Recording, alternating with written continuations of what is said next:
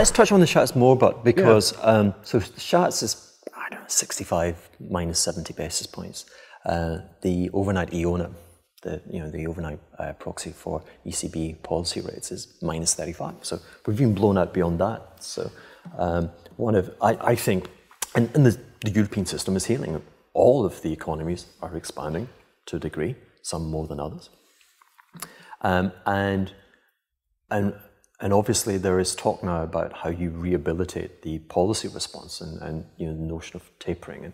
And it's not a huge stretch of the imagination to imagine that next year they could be reining that in. And so first port of call in terms of profit targets would be seeing that 2-year yield come in and be pegged closer to the EONIA rate.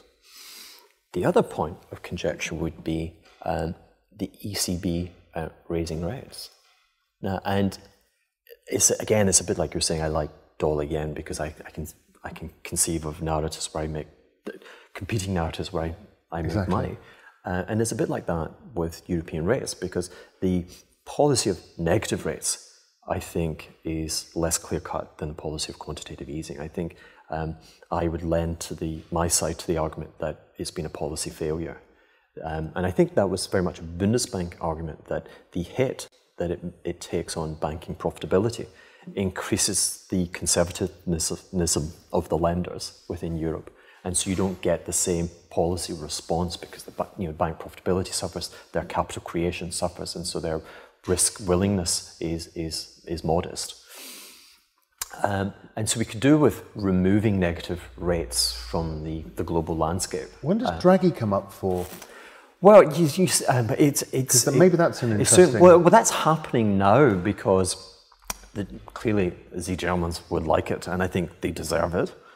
And they wouldn't want to have negative rates. No, indeed. But they want I'm saying they want Draghi's job being held by a German. And so Wiedemann has toned down the rhetoric now, and he's kind of disappearing a little bit as a critic because they need votes. And Mario, I've got to say, he's done the job. And we'll have to look at these things. Policy seems appropriate. That's all part of the jockeying for Mario's departure.